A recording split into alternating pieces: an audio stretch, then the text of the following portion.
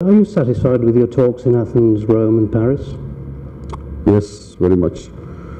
It was at least the frank and straightforward discussions in Rome and Paris in terms of governmental authorities to understand their views and to express ours.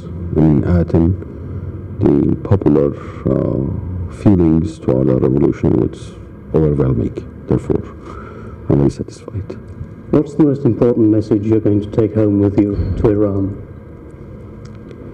That there are a tremendous amount of misunderstandings for the Iranian revolution and for the Iranians, and there are a lot potential sympathy for our revolutions and the outcome and the hopes that will success by the population as well. You've reported to have asked for some relief supplies while you've been here in Europe for the flooding in Khuzestan and also for the refugee problem up on the Afghan border. Could you amplify and tell us what the extent of those problems are? Well, we have tried to gather some tents for those homeless in Khuzestan, and we are going to buy them, and we are not asking any government to help us because we don't want that they think that in a time of needs we are going to soften our positions on the principal issues. And for the Afghans, we have taken the disposition to help them ourselves, and we are going to do it ourselves, and we don't need any help from anybody else. We are not going to speculate on that because if we decided to have the commission independent with the honorable people in it, then obviously we'll see to it that its foundings are well documented and well reported. Therefore, we'll accept the reports. Would you say that the United States has learnt a lesson from the present crisis? What do you mean by that precisely? Like a guarantee that you would seek not to interfere in future in the internal affairs of Iran or any other country for that matter? Well, you see, the problem of the superpowers is always that you can't really trust their words. These words should be accompanied with the actions. We will believe when we will see it, but that's the least the United States should do. Since the revolution, Iran's tactics to secure the return of the deposed Shah to Iran have at times been a little unconventional. Now legal means are being sought to extradite him from Panama.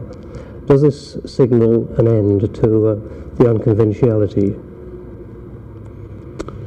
No, it wasn't really the matter of being conventional or not conventional. The action of the students was the result of many things that symbolized in the demands for the return of the Shah. It wasn't only for the sake of returning the Shah. I think it's disservice to them if one says that. It was a result of the intervention of American and Iranian foreign policy for years, and the result of American plot by the Shah and his son against Iran. We had the informations and the series of things. So the legality that we have sought for, it's with Panama, and Panama is a third country, and they want to respect the laws, and according to their laws, they have collaborated so far. So therefore, there is no need to jeopardize the things, and we let the legal means go on and work. There's a rumor in New York today that the Commission may participate in the negotiations for the release of the hostages. Would that be acceptable to Iran? Well, it is too early to talk about these things. I think So much of speculations has happened in these past 3 months that I think the mere speculating on things will damage the resolution of the problem. Therefore, we'd better not to speculate on these things and try to make all sorts of the functions and all that. Real information is one thing, making the news is another thing. I'm concerned with the real information. Prophets from the beginning of mankind of today, all of them have started by the oppressed and poor and made the revolution accordingly and solved the spiritual problem at the time, but afterward they have changed. So therefore we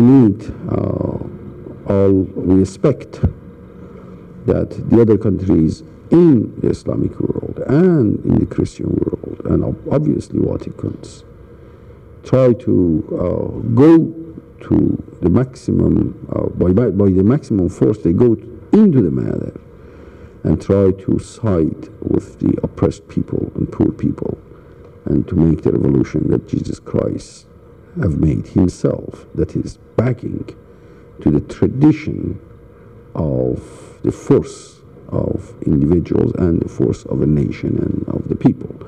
And obviously, in that sense, we are willing to give the maximum help and the maximum sacrifice for that.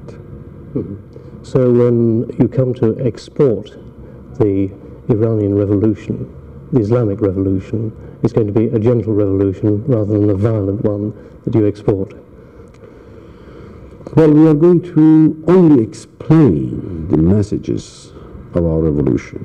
Every nation should make its own revolution, and we certainly prefer with peace, with the beliefs and convictions, which is the greatest force of the human being. It's not the arms. We have shown it, and I think every people around the world is capable to show it. All it needs is that they rise and be confident on them and march forward.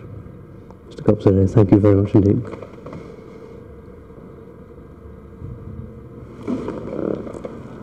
Okay.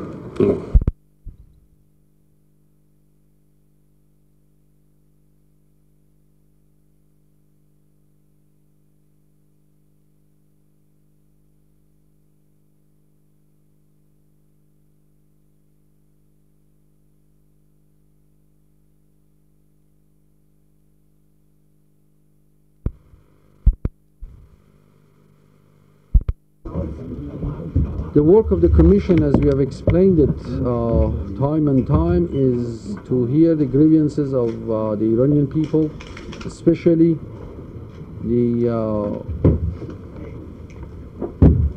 crimes that the ex-Shah committed in Iran, as well as the embezzlement of the funds of himself and his family.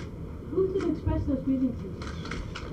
Well, the Commission will be shown the documents by the Ministry of Justice, as well as he will see the Commission will see those who have been crippled one way or the other in Iran by the tortures, by the shootings, and the families of the victim as well. So we are going to facilitate the things for the Commission, and the Commission will decide effectively how they can go and proceed with their works. Some concern has been registered by various people that supposedly will be on this commission, that it would be more of a tribunal along the lines of a Nuremberg tribunal rather than a fact-finding body.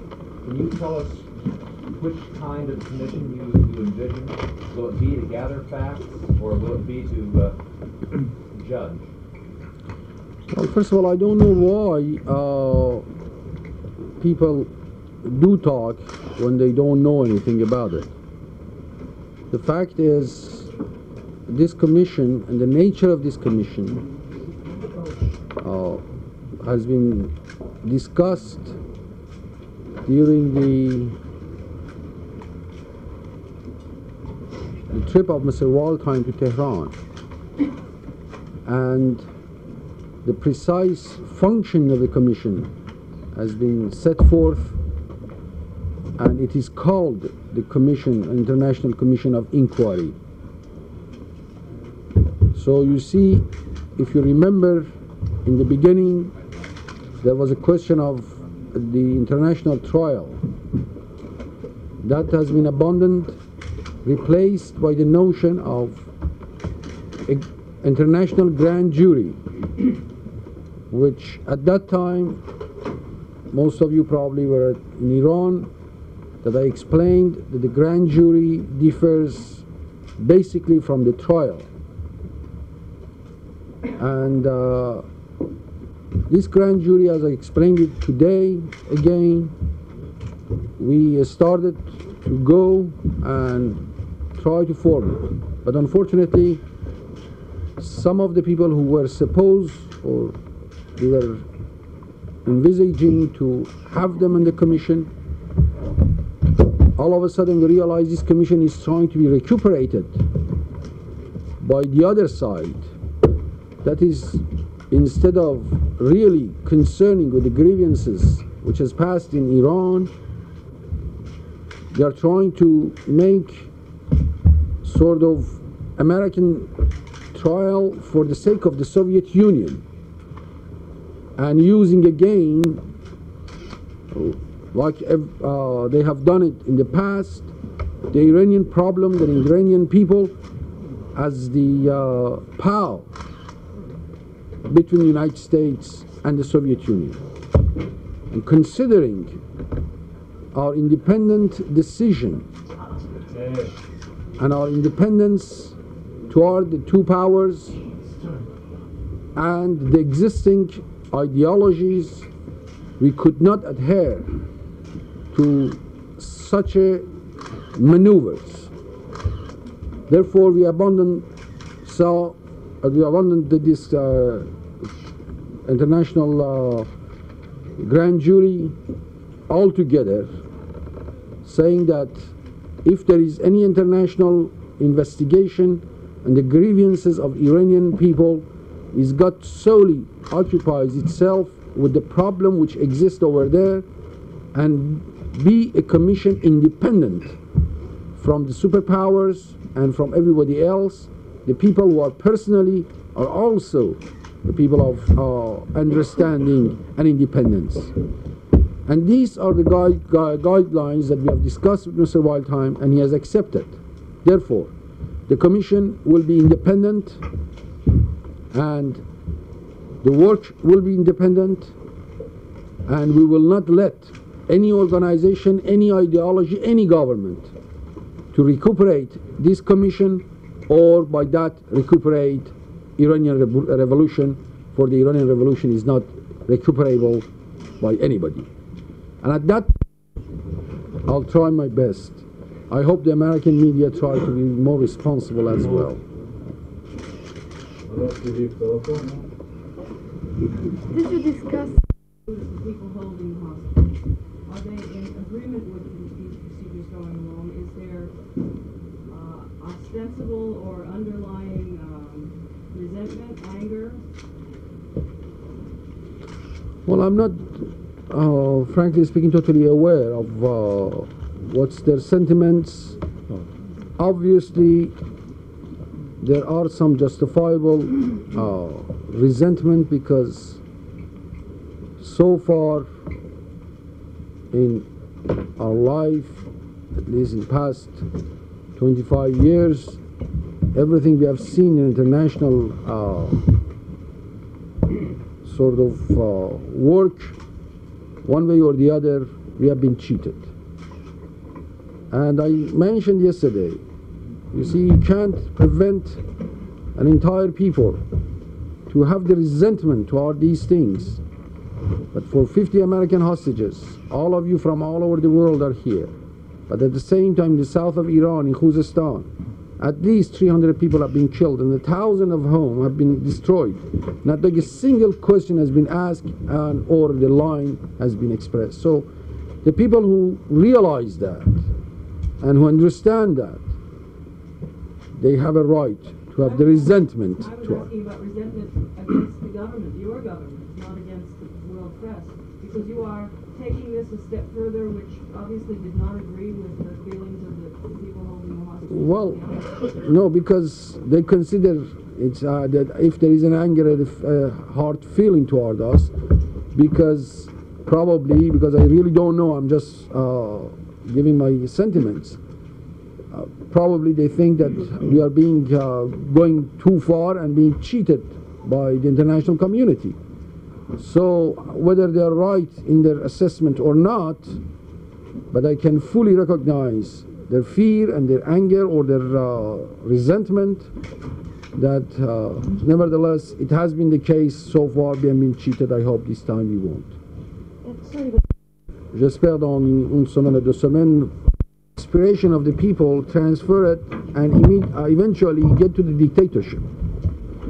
So what we have been trying to do is avoid this condition, that after we have made our revolution, the instance of the government becomes so implanted in the population that we are going to have another dictatorship with another name under another banners. Therefore, our efforts was immediately to start to forming or making the new constitution. The constitution was formed by the assembly of experts, and then eventually the votes of the referendum on the constitution, and immediately the election of the president and the parliament. The parliament functioned exactly the same way. So our parliamentary method is simply this, is that the president, the authority of the president is to nominate a prime minister. The prime minister should be accepted by the parliament. And then is, in the paragraph of the telex that they have given us, is that he is under the care of the security forces. That has left the world to interpret one way or the other, that can be protected by these people or can be really effectively arrested. But what has not been noticed by the journalists, but for the first time, I probably on purpose, but effectively was, judicially speaking, very clear, is this, that Article 4 of the law of 1930, in which the telex is referring to, says that 60 days after the arrest of the person, the documents should be submitted. Therefore, bringing in 60 days that the documents should be sort of submitted to the court of Panama clearly indicates, and they have named the article, that the person should be under arrest.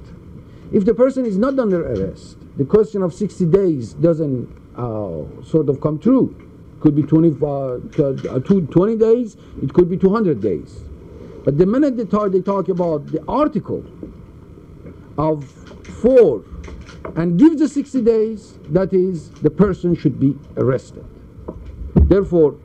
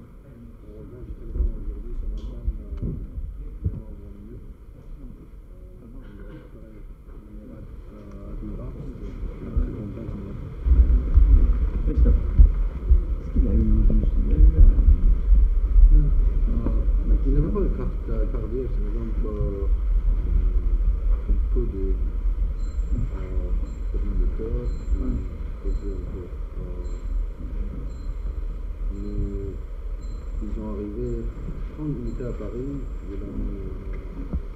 vers le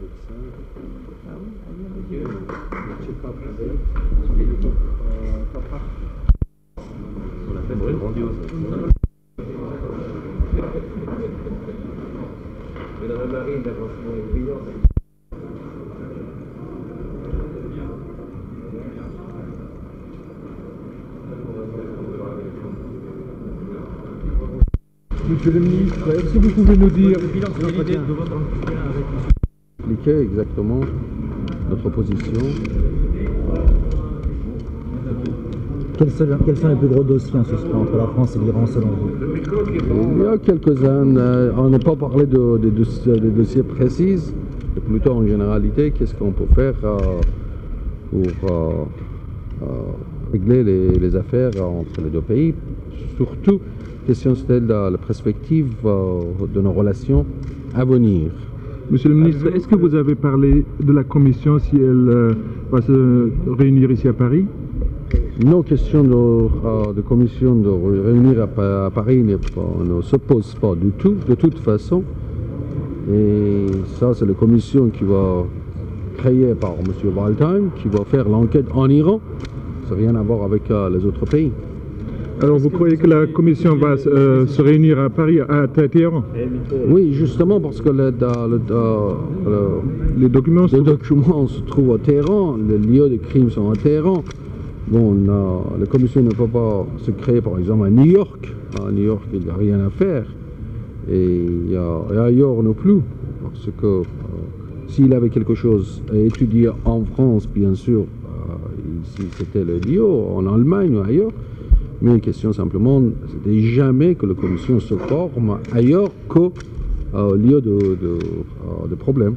Est-ce que vous avez étudié les relations économiques entre les deux pays, entre l'Iran et la France? Vous allez reprendre vos activités économiques avec la France? Bon, c'est pas bien entendu. Vous êtes ambassadeur.